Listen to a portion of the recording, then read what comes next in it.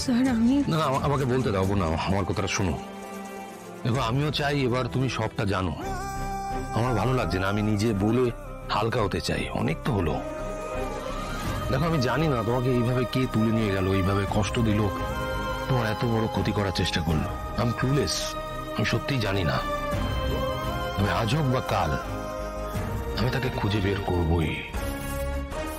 একটা জিনিস আমি বুঝতে পারছি, এই সব কিছুর পেছনে একজন মহিলা আছে। কে সে? একজন মহিলা আমাকে নিয়ে গেছিল মায়ের মতন সেজে এসে। তার সাথে আরো একজন মহিলা ছিল। আরেকজন ছিল? আরেকজন মহিলা ছিল? তুমি তাকে দেখেছো? কিছু মনে করতে পারছো? বলো তো। মনে নেই, কিন্তু আমাকে টেনে নিয়ে যাওয়ার চেষ্টা করছিল। তারপর ভালো করে কিছু মনে নেই আমার। অপর্ণা, অপর্ণা ঠিক আছে, স্ট্রেস নিও না, আমি দেখছি। তোমাকে আর ভাবতে হবে না, যা ভাবার এবার আমি ভাববো। তবে তুমি যাকে খুঁজতে গিয়েছিলে সেই শঙ্করকে। শঙ্কর কি আপনারই আর একটা না? যতবার এই নামটা শুনেছি ততবার মনে হয়েছে আপনাকেই দেখেছে, কিন্তু কেন? আপনার নাম না হলে সেটা তো এড়িয়ে যাওয়ার কোনো কারণ নেই না? দেখো আমি বললে আগেই বলতে পারতাম, কিন্তু তোমাকে আমি আবারও বলবো, আমি তোমাকে নিয়ে যাব, তুমি নিজে গিয়ে খোঁজ করবে। আর সেটা কেন জরুরি সেটা তোমাকে আমি আগেই বলেছি।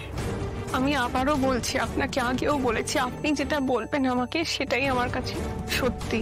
না অপর্ণা না, সেটা কিছুদিনের জন্য তোমাকে শান্তি দেবে, আবার কিছুদিন বাদে তোমার মনে হাজারো একটা প্রশ্ন জন্ম নেবে। আমি চাই না সেটা।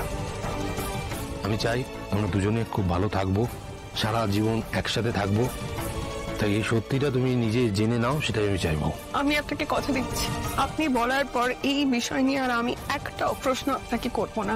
কিন্তু আপনি সবটা বলে দিন আমাকে, আপনি বলে দিন আমি সব শুনবো, সব সত্যিটা আমাকে বলে দিন। তো দেখো আমাকে যদি বলতে হয় তাহলে এত কষ্ট করে আমি সিংজি সেজে গিয়েছিলাম কেন?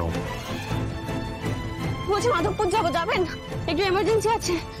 আর যাएंगे बैठे। मैडम जी लगी तो नहीं? ओ मैडम जी, अरे गुरु जी की कृपा से हम लोग बच गए। এক মিনিট, আপনি সিংজি?